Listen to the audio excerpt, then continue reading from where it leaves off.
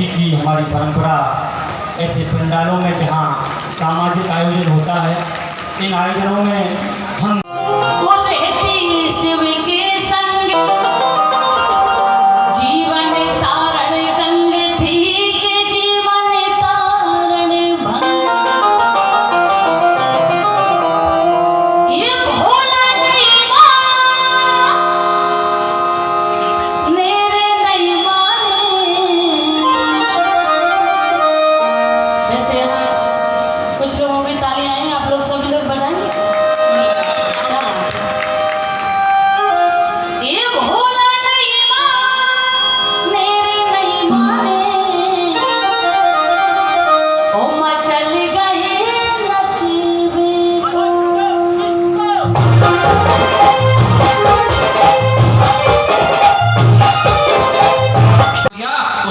हम थोड़ा सा हम चुकाने का प्रयास करें साथियों। कि आपने देखा लगातार 6 महीने से निश्चित ही क्षेत्र के लिए दिन रात एक करके सबके दुख सुख में पहुंचने का काम कर रहे हैं साथियों।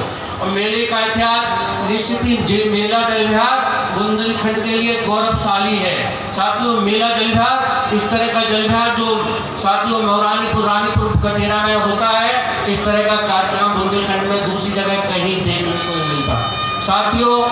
रानीपुर और मौरानीपुर पहले एक नगर पालिका परिषद थी, लेकिन साथियों 1937 में रानीपुर नगर पंचायत अलग से बनी और आज नगर पंचायत अलग से होने को 85 साल हो गए साथियों।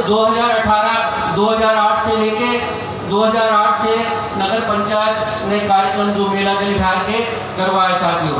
इस बार को बहुत सारी बाधाएं पैदा हो रही थी साथियों।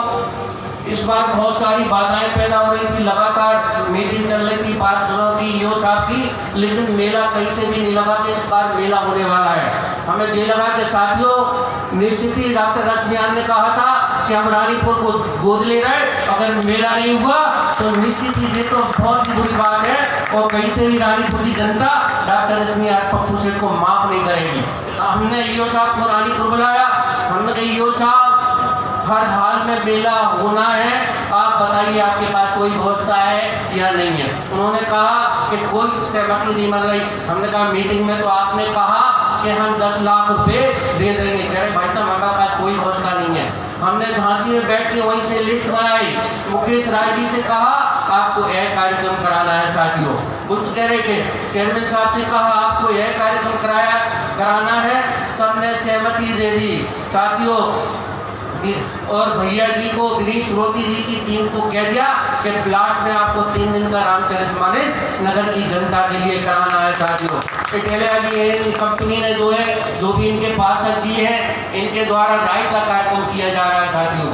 इस केवल कम समय का तो कभी सम्मेलन रहेगा, कभी रह गया, लेकिन कभी मौका मिला तो बीच में महीने 2 महीने कोरोना बीच में आ गया और हम लोगों की मुलाकात इस मंच के माध्यम से नहीं हो पाई। वैसे तो बहुत सारे लोगों से मेरी मुलाकात होती रहती है और मौरानीपुर के लिए तो विशेष रूप से बहुत सारी चीज़ों की मैं प्रयासरत भी हूँ और हो भी रही हैं आपके वहाँ। तो बहुत खुशी की बात यह है कि मौरानीपुर ज़िले में अब एक केंद्र विद्यालय हम करने जा रहे हैं। आपका केंद्र विद्यालय करवा दिया गया है। आपका हाईवे तो तैयार है, कभी सोचा नहीं था कि इतनी कम देरी में झांसी पहुंचेंगे और यहाँ आएंगे। पिछले हफ्ते में आया था और रानीपुर आपके वहाँ 7 रोडें हमने नई और करवा दी हैं। अब 2 प्रयास मेरे और बड़े रह गए हैं जो मैं कोशिश में लगा हूँ। मैं वो आशा करता हूँ कि इस क्षेत्र में एक ट्रॉमा सेंटर खुल जाए, हमारे लोगों को यहाँ पे बहुत भला हो जाएगा। उसके विषय में मैंने संसद में भी आवाज़ रखी थी। मंत्री जी का लग रहा है कि मुझको कुछ आशीर्वाद मिल जाएगा उस चीज़ को लेकर। दूसरी एक और मैं चाह रहा था कि यहाँ पे श्यामा प्रसाद मुखर्जी के नाम से हम एक बड़ा सभागार बनाएं, तो उसके लिए भी मैं प्रयासरत हूँ। चाह रहा हूँ कि एक बड़ा कल्चरल सेंटर कम सभागार रानीपुर में बन जाए, तो हमारे जितने यहाँ पे पूरे रानीपुर में फनकार लोग हैं, इतने महान गायकार हैं और मैंने सुना बहुत अच्छे यहाँ पर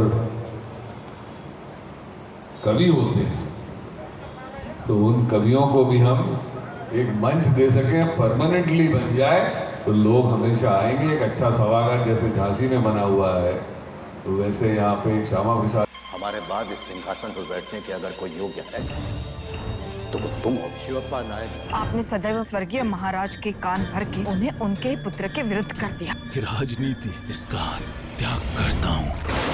शिवप्पा नायक जी, हमारी सहायता कीजिए। धर्म परिवर्तन करने के लिए विवश किया जा रहा है।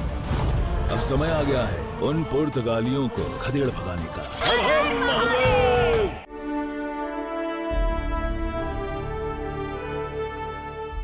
अभी मुझे नीति आयोग भारत सरकार की एक बैठक में भाग लेने का अवसर प्राप्त हुआ था।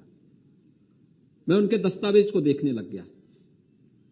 मैंने देखा उसमें एक मुझे चैप्टर देखने को मिला कि सक्सेसफुल स्टोरी इस राज्यों की क्या है। तो मैं शिक्षा में देखने लग गया। तो मैंने देखा कि उत्तर प्रदेश के, मैंने जब उत्तर प्रदेश को पलटा तो उत्तर प्रदेश में मुझे क्या देखने को मिला, सक्सेसफुल स्टोरी देश के लिए क्या था, एक ऑपरेशन कायाकल्प। मैंने देखा पूरे भारत सरकार, नीति आयोग ने भी उसको देखा। प्रेरणा ऐप, इसको भी उन्होंने एक सक्सेस स्टोरी के रूप में स्वीकार किया।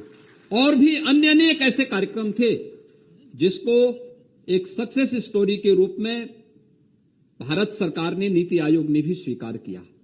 क्या हम भी अपने स्तर पर कुछ कर सकते हैं?